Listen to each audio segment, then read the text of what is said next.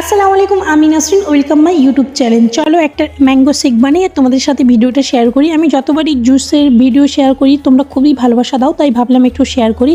এইভাবে যে ম্যাঙ্গো শেকটা যদি একবার বানিয়ে খাও না, আমি সত্যি বলতেছি আমের সব শেক বাদ দিয়ে সবসময় এটাই বানিয়ে খাবে।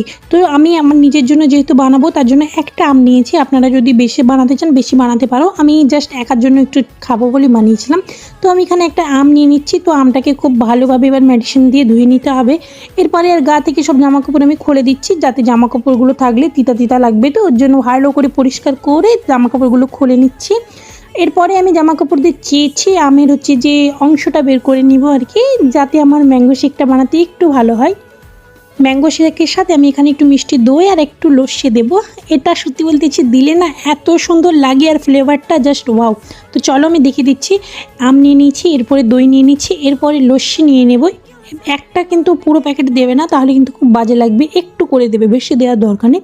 এরপরে দিয়ে দেবো ঠান্ডা ঠান্ডা ফ্রিজে থাকা দুধ আর একটু ঠান্ডা পানি। আমার কাছে ফ্রিজে বরফ ছিল না, তার জন্য ঠান্ডা পানি নিয়ে নিয়েছি। তারপরে অল্প করে চিনি দেবো, দেওয়ার পরে হালকা করে ঘুরিয়ে নেব। ব্যাস হয়ে গেল ম্যাঙ্গো শেক। আমি এখানে কোনো ফুড কালার দিইনি, এটা আমার পুরো ন্যাচারাল কালার।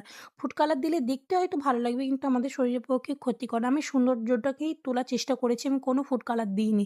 তো ভিডিওটা ভালো লাগলে একটু লাইক কমেন্ট শেয়ার করে দিও, আর একটা সাবস্ক্রাইব করে দিও প্লিজ। তোমাদের একটু একটু ভালোবাসা আমাকে ভিডিও বানানোর জন্য খুবই চেষ্টা